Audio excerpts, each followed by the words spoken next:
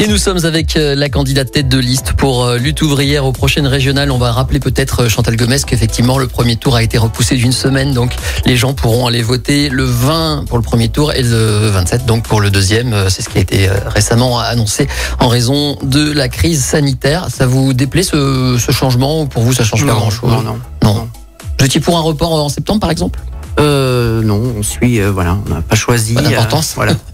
Alors, à cette occasion, vous aurez un meeting avec votre leader national. Voilà, le 16 juin à Lyon, au Palais de la Mutualité. Nathalie Arthaud. Pour faire un meeting. Enfin, on espère pour vous, parce qu'on ne sait pas si ce sera possible. Pour l'instant, ils nous interdisent de faire des réunions, des meetings et tout ça, mais on espère que d'ici le 16 juin, quand même, on pourra tenir ce meeting. Alors, on parle un peu des prérogatives de la région, notamment. Alors, on va le faire en plein air, peut-être. Vous savez, le meeting ? Si on peut. Dites-moi. Oui, si on peut. S'ils nous interdisent, peut-être on va chercher un endroit en plein air. Pourquoi pas. Oui, c'est une façon de s'adapter. D'ailleurs, ça doit pas être facile de faire campagne en ce moment. Oui, c'est vrai que les salles municipales sont fermées, alors que les églises sont ouvertes. Ça, c'est quand même un peu fort de café. Et puis les communes populaires, par exemple les Chirolles, on peut pas avoir une seule salle, c'est fermé. Donc ça c'est. Vous en parlez entre vous à Lutte ouvrière que pour vous adapter, vous allez monter une campagne numérique. Comment vous allez faire? On essaye tout. On sera surtout sur le terrain, auprès des travailleurs, sur les marchés, dans les quartiers. Des campagnes de collage. Classique, on espère faire des réunions aussi quand même. Alors, on parle un peu des différents thèmes qui touchent à la région, bien que vous m'ayez déjà dit que pour vous, les préconisations, les prérogatives, je trouvais plus le mot, de la région, ça changeait pas grand-chose. Pour vous, tout a revient au même, c'est-à-dire le contrôle du peuple sur les choses. Mais j'aimerais bien parler avec vous quand même un peu d'économie, par exemple. On y va ? On y va. Qu'est-ce que vous préconisez pour relancer l'emploi, par exemple, dans la région, pour les travailleurs que vous voulez défendre ? Écoutez, l'emploi, je crois que c'est le problème numéro 1 de tous les travailleurs. Aujourd'hui, l'incertitude du lendemain, toute une jeunesse qui est sacrifiée, si on peut dire. Dans mon quartier, par exemple, à Échirolles, là où j'habite, c'est plus de 50% des jeunes qui sont au chômage. C'est catastrophique. S'il y avait vraiment un exemple pour montrer à quel point cette société elle est ignoble, c'est bien l'avenir qu'elle réserve à toute une partie de la jeunesse. C'est 30% au niveau de la municipalité, donc vous avez qu'à voir, c'est quand même énorme. Et le chômage, c'est le résultat de toute cette politique qui consiste à faire toujours plus de profits, à amasser des milliards pour les actionnaires, et puis sacrifier en même temps tous les services utiles à la population, parce que là aussi l'État aurait pu créer des emplois. Alors nous, ce qu'on propose justement, c'est de répartir le travail entre tous. Il n'y a pas de raison qu'il y a toute une partie de la population qui est surchargée de boulot, qui en peut plus. On entend parler de harcèlement, de suicide, à cause du boulot. Et puis à côté de ça, il y a toute une partie qui est condamnée au chômage. Et puis vous avez vu, ils attaquent en plus les chômeurs là sur leurs indemnités en pleine pandémie. Et donc il y aurait de quoi répartir le travail entre tous sans toucher au salaire, en prenant sur les profits justement de ces grandes entreprises, les profits d'aujourd'hui, les profits passés, les profits qui sont dans les paradis fiscaux.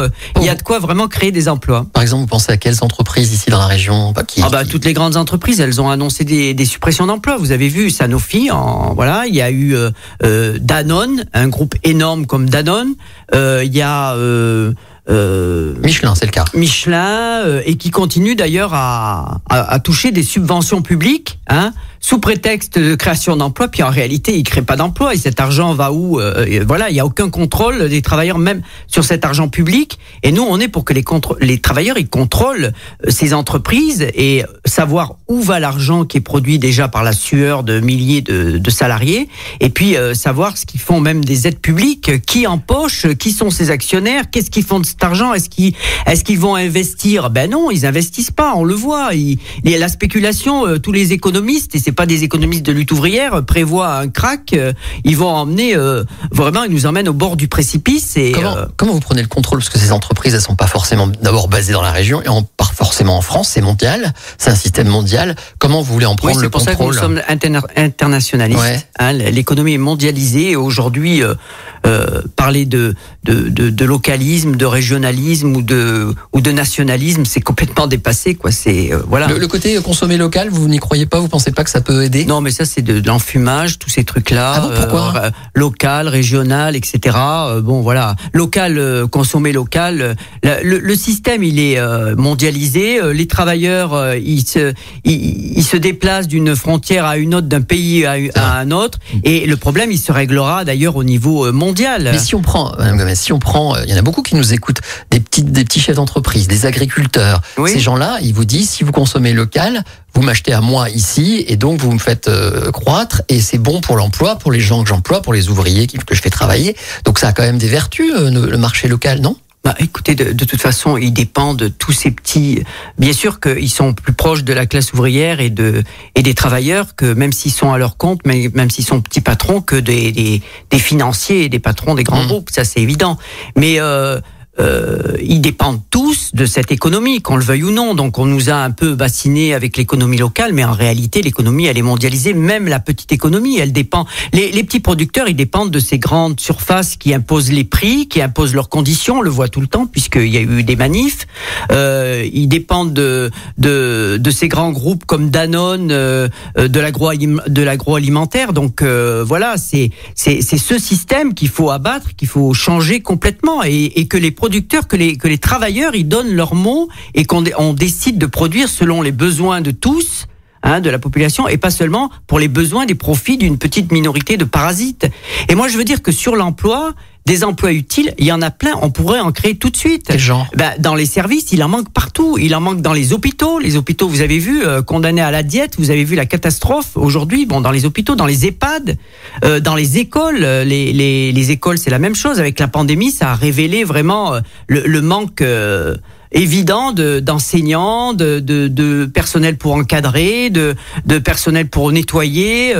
Donc là, il y a tout de suite, ils pourraient en créer, parce que quand ils nous bassinent en disant on va donner, mais on donne de l'argent pour que ces pauvres patrons ils puissent embaucher, etc. Mais pourquoi ils créent pas des emplois tout de suite là où c'est utile?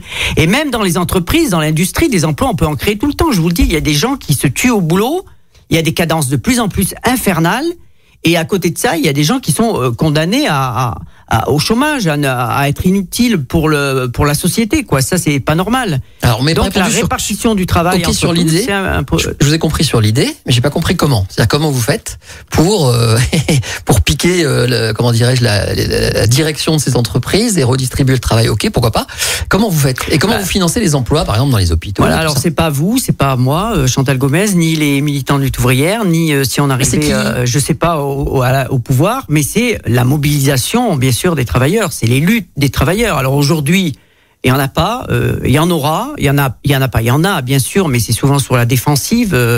On le voit un peu dans toutes les entreprises. Il a fallu faire des grèves pour toucher, ne serait-ce que l'indice INSEE du coût de la vie sur les salaires. Il faut des grèves pour empêcher des licenciements. On n'y arrive pas, c'est difficile. Donc là, on pense que ça sera les mobilisations de demain, des mobilisations plus radicales, s'organiser. Voilà. Vous savez, nous on pense que dans ce pays, il manque un vrai parti communiste révolutionnaire pour que les travailleurs ils puissent se défendre. Vous savez, la grande bourgeoisie, les grands patrons, les actionnaires, ils ont des partis en veux-tu, en voilà, tous, de droite, de gauche, ils défilent et ils leur servent la soupe, alors que nous, les travailleurs, on n'a pas de parti. Ça, c'est toute une organisation, et puis c'est surtout, le rapport de force. La lutte de classe, c'est ça qu'on préconise, parce que c'est passé de mode, mais ça existe bel et bien, et aujourd'hui, la lutte de classe, elle est menée par une minorité de parasites au niveau mondial. On a bien compris. On essaye sur les transports. Est-ce que vous avez des idées très précises à transmettre sur ce que vous voulez faire des transports, et notamment évidemment les transports publics? Est-ce que par exemple le tour route vous dérange? Est-ce que vous voulez développer par exemple le train, et de quelle manière? Écoutez, les transports, ils ont subi aussi la diète des différents gouvernements qui ont, pas la route, qui ont réduit. Bien sûr, ils ont mis plus de camions sur les routes, il y a moins de fret. On développe là aussi vraiment qui a le choix qui peut se prononcer sur les choix de ce qui serait bon pour la population, bon pour l'écologie en même temps. Là, on voit que le choix il nous échappe complètement et que c'est encore une minorité qui décide, cette minorité de la grande bourgeoisie qui décide de ce qui est bon pour ses profits, pour ses entreprises.